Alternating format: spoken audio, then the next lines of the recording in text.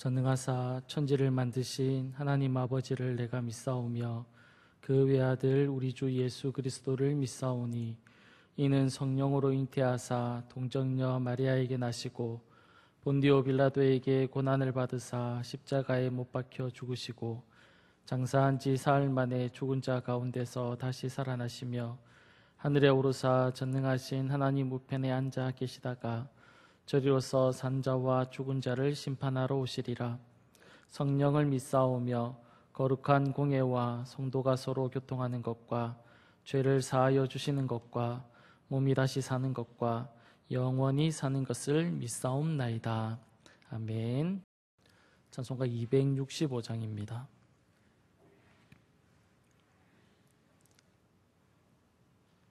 찬송가 265장입니다.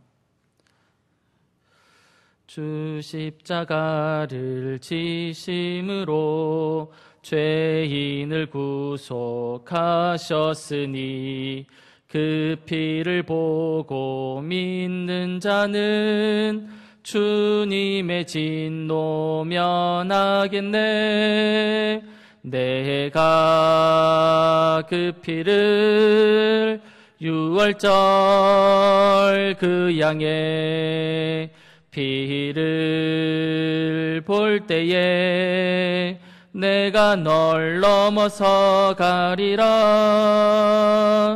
흉악한 죄인 괴수라도 예수는 등기 구원하네. 온몸을 피에 담글 때에 주님의 진노 면하겠네. 내가 그 피를 유월절 그 양의 피를 볼 때에 내가 널 넘어서 가리라.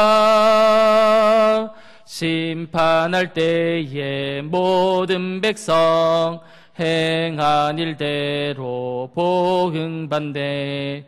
주님의 피로 죄 씻으면 주님의 진노 면하겠네. 내가 그 피를 유월절 그 양의 피를 볼 때에 내가 널 넘어서 가리라. 구주의 사랑 크신 은혜 보혈의 능력 의지하세. 심판의 불이 내릴 때에 주님의 진노 면하겠네. 내가 그 피를 유월절 그 양의 피를 볼 때에 내가 널 넘어서 가리라. 아멘. 하나님의 말씀 보겠습니다. 하나님의 말씀은 출애굽기 12장 1절부터 14절 말씀까지입니다. 출애굽기 12장 1절부터 14절까지 말씀입니다.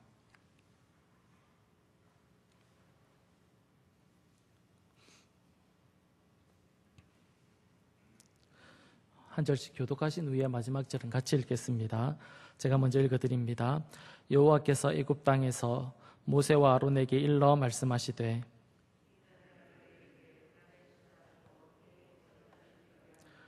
너희는 이스라엘 온 회중에게 말하여 이르라.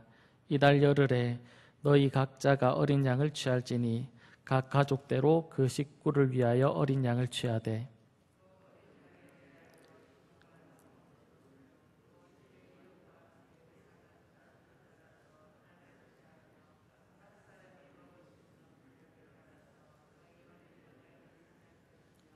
너희 어린 양은 흠 없고 1년 된 수컷으로 하되 양이나 염소 중에서 취하고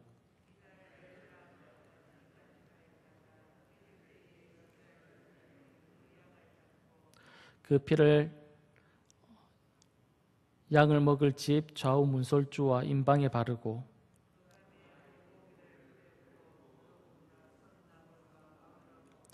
날 것으로나 물에 삶아서 먹지 말고 머리와 다리와 내장을 다 불에 구워 먹고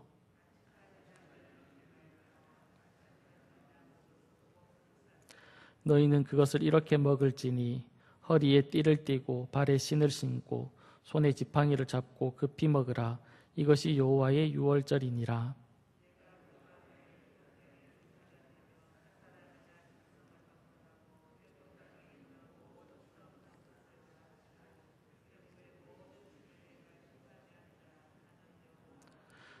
내가 애굽 땅을 칠 때에 그 피가 너희가 사는 집에 있어서 너희를 위하여 표적이 될지라.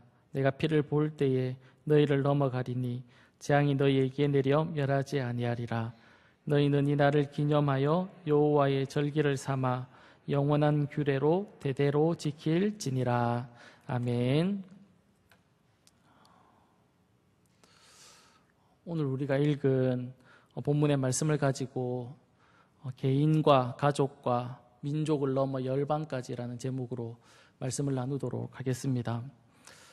이스라엘 백성의 남자들은 매년 3차례 예루살렘에 올라가서 지켜야 하는 절기가 있었습니다. 어떤 절기였냐면 유월절, 맥추절, 수장절 이렇게 3절기를 지켜야 했는데 오늘 본문은 그 중에 한 절기인 유월절에 대해서 우리에게 말씀하고 있습니다. 유월절에 대한 기록이 오늘 우리가 읽은 12장부터 시작해서 13장까지 이렇게 계속해서 기록되어져 있는데 오늘 본문은 이스라엘 백성들이 유월절을 어떻게 지켜야 하는지에 대해서 설명을 하고 있습니다. 우선 2절을 보시면 이 달을 너희에게 달의 시작 곧 해의 첫 달이 되게 해라. 그렇게 하나님께서 말씀하셨습니다. 이스라엘 백성은 그 당시 그들이 가지고 있는 달력, 그러니까 민간력으로는 현재 7월 달에 해당하는 그런 날이었습니다. 그런데 하나님은 지금을 첫째 달로 삼으라 라고 그렇게 말씀하고 있는 것입니다.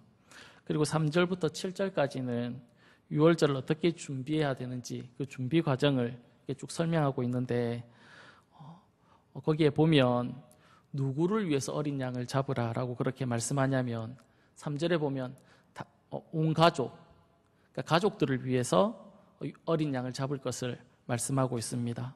그리고 4절에 보면 혹시 가족의 수가 너무 적으면 이웃과 같이 해서 한 마리를 잡아도 된다라고 그렇게 말씀하고 있기도 합니다.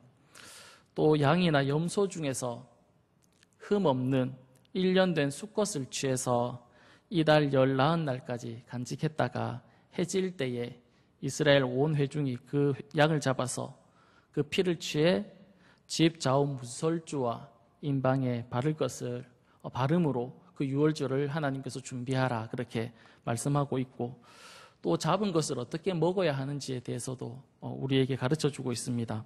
11절에 보면 허리에 띠를 띠고 발에 신을 신고 손에 지팡이를 잡고 급히 먹으라 그렇게 하나님께서 말씀합니다. 하나님은 이스라엘 백성들을 유월절을 어떻게 지켜야 하는지 그리고 또 그 잡은 어린 양을 어떻게 먹어야 하는지에 대해서 우리에게 보여주고 있고 또 가르쳐주고 있습니다. 이렇게 이스라엘 백성들이 유월절을 지킬 때 하나님은 온 애굽 땅을 이렇게 두루 다 이렇게 다니시면서 애굽의 첫 번째 난 것들 그것들을 다 치시는데 사람뿐만 아니라 짐승의 첫 번째 것도 하나님께서 다 심판하시겠다, 다 죽이겠다 그렇게 말씀했습니다. 그런데 이제 어린 양의 피가 이렇게 집에 이렇게 발려져 있는 어린 양의 피가 이렇게 묻어져 있는 집은 주님께서 이렇게 넘어가셔서 그 심판이 그 집에는 이르지 않게 된다라고 그렇게 말씀하고 있습니다. 그러니까 애굽에 처음 난 것들을 다 죽이는 그날 밤에 어린 양의 피로 인해서 너희들은 그 죽음을 면하게 될 것이다 라는 것을 말씀하고 있는 겁니다. 이것이 유월절인데 이 날을 기념해서 하나님은 너희들이 대대로 지켜야 할 절기다라고 그렇게 가르쳐주고 있습니다. 우리는 이런 유월절의 절기를 보면서 기억해야 하는 것이 있습니다. 무엇이냐면 하나님께서 애굽에 첫 번째 난 것, 사람이고 짐승이고를 막론하고 첫 번째 난 것들을 다 죽이는 그날에 이스라엘 백성 가운데는 죽은 것이 있을까요, 없을까요? 죽은 것이 있습니다. 무엇이 죽었냐면 1년 된 흠없는 어린 양이 죽임을 당하지요. 애굽의 첫 번째 것들이 다 죽는 그날 밤에 이스라엘에서는 어린 양이 다 가정마다 이렇게 한 마리씩 다 죽임을 당했다라는 사실입니다. 누구 때문에 죽었습니까? 어린 양은 누구 때문에 죽은 겁니까? 이스라엘의 한 가족의 장자들을 위해서 죽은 겁니다. 그러니까 이 장자라는 표현은 이 가족의 대표라고 생각하시면 될 것 같습니다. 그러니까 온 가족을 대표해서 얘기하고 있는 게 장자인데 이 장자를 대신해서 어린 양이 죽었으니까 그러니까 온 가족을 위해서 이 어린 양이 죽은 것입니다. 오늘 우리가 보는 이 사건을 보면서 어떤 짐승이 대신해서 죽음으로 온 가족이, 그러니까 대신해서 죽음으로 사람이 용서받는, 그러니까 죽지 않는 모습을 우리가 성경을 통해서 볼 수 있는데 오늘 우리가 성경 몇 장면을, 몇 가지 사건을 이렇게 오늘 살펴보려고 합니다. 먼저는 창세기 4장에 나오는 아벨의 사건입니다. 아벨의 이 제사 사건은 여러 가지 측면으로 이렇게 볼 수 있는데 오늘 본문과 관련해서 우리가 이렇게 보면 아담과 하와가 범죄해서 하나님으로부터 이렇게 쫓겨나게 됩니다. 그러니까 하나님께로 다시 나갈 수 있는 길이 완전히 막히게 된 것입니다. 그런데 가인과 아벨이 하나님 앞에 제사를 드리게 되는데 가인의 제사는 하나님께서 받지 않으시고 아벨의 제사는 하나님께서 받으셨습니다.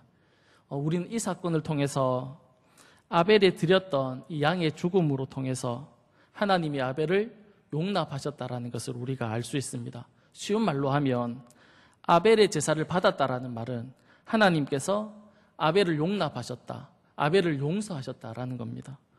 그러니까 이 사건은 짐승이 죽음으로 인해서 아벨, 개인 한 사람이 하나님으로부터 용납되는, 하나님으로부터 용서받는 사건을 우리에게 보여주고 있는 겁니다. 다음 사건은 오늘 우리가 읽은 본문의 사건입니다. 양을 잡아서 죽음을 통해서 누가 용서를 받게 됩니까? 온 가족이 용서를 받습니다. 그러니까 아벨의 사건은 한 사람이 용서를 받았는데 오늘 본문의 사건은 온 가족이 다 용서를 받는 겁니다. 한 짐승이 죽음으로, 그러니까 개인이 용서받고 오늘 본문에서는 온 가족이 다 용서받는 그런 사건을 우리가 볼 수 있습니다. 다음 사건은 여호수아 2장 18절에서 19절 말씀인데 이 사건은 기생나합에 대한 사건입니다. 자, 읽어드릴게요. 우리가 이 땅에 들어올 때에 우리를 달아내린 창문에 이 붉은 줄을 매고 내 부모와 형제와 내 아버지의 가족을 다 내 집에 모으라. 누구든지 내 집 문을 나가서 거리로 가면 그의 피가 그 머리로 돌아갈 것이요 우리는 허물이 없으리라. 그러나 누구든지 너와 함께 집에 있는 자에게 손을 대면 그의 피는 우리의 머리로 돌아오려니와. 그렇게 말씀하고 있는데 여기서는 누가 구원을 받냐면 온 가족을 넘어서서 친척까지 이게 멸망당하는 그때 멸망당하지 않고 구원을 얻는 모습을 우리가 보게 됩니다. 다음 사건은 레위기 16장 34절 사건인데 거기에 보면 이렇게 기록되어 있습니다. 이는 너희가 영원히 지킬 규례라. 이스라엘 자손의 모든 죄를 위하여 1년에 한 번 속죄할 것이라. 아론이 여호와께서 모세에게 명령하신 대로 행하니라. 여기서 누가 구원을 받습니까?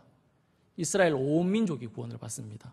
그러니까 대속죄일인데 짐승을 잡아서 죽임으로 온 민족이 구원을 받는 그런 모습을 우리가 볼 수 있습니다. 마지막 사건입니다. 요한복음 1장 29절 말씀입니다. 이튿날 요한이 예수께서 자기에게 나아오심을 보고 이르되 보라 세상 죄를 지고 가는 하나님의 어린 양이로다. 여기서는 누가 구원을 받습니까? 모든 세상이 예수님의 십자가와 부활로 인해서 구원을 얻게 됩니다. 그러니까 지금까지 말씀드렸던 아벨의 제사 사건, 그리고 유월절 사건, 기생나합의 사건, 그리고 대속죄일 사건은 모두 다 예수 그리스도의 십자가를 미리 우리에게 보여주고 있는 사건이라고 보여주고 있는 사건입니다. 사랑하는 여러분, 그러기에 주님은 유월절이라는 이 사건을 통해서 대속죄물이신 예수 그리스도의 죽음으로 인해서 구원을 얻게 된다는 것을 우리에게 미리 보여주고 있습니다. 개인을 넘어서, 가족을 넘어서, 친척을 넘어서, 민족을 넘어서 모든 세계가 예수 그리스도로 말미암아 구원에 이르게 된다라는 것들을 우리에게 보여주고 있는 겁니다. 그래서 주님은 이 사건, 유월절 사건을 너희들이 대대로 지켜라, 기억해라, 기념해라, 그렇게 우리에게 말씀하고 있습니다. 그래서 우리가 오늘 죽어도 그 예수 그리스도를 믿으면 천국에 갈 수 있습니다. 그래서 오늘 죽어도 우리가 천국에 갈 수 있는 이유는 예수님 때문에 그렇습니다. 사랑하는 여러분, 주님께서 우리에게 이런 은혜를 우리에게 허락해 주셨습니다. 이 은혜를 받은 우리는 어떻게 해야 할까요? 먼저는 우리가 주님 앞에 감사할 수 있었으면 좋겠습니다. 왜냐하면 우리가 한 게 아무것도 없거든요. 보면 다 주님께서 하셔서 우리에게 거저 이렇게 구원을 선물로 주셨기 때문에 그 구원의 은혜를 감사할 수 있었으면 좋겠습니다. 그러니까 주님께서 기억해라, 대대로 기억해라, 기념해라, 그렇게 말씀하고 있으니까 우리가 그 은혜를 늘 기억하고 늘 감사할 수 있었으면 좋겠고, 또한 이 감사를 넘어서 이 은혜를 주변에 전할 수 있는 저와 여러분이 다 될 수 있었으면 좋겠습니다. 주님은 우리만 구원받는 것으로 끝나는 것이 아니라 모든 세계가 다, 모든 사람들이 다 하나님은 구원받기를 원하시기 때문에 우리만 구원받는 것으로 끝나는 게 아니라 내 주변에 이 하나님의 은혜를 전하는 그런 삶을 살아갈 수 있는 저와 여러분이 다 될 수 있기를 간절히 바랍니다.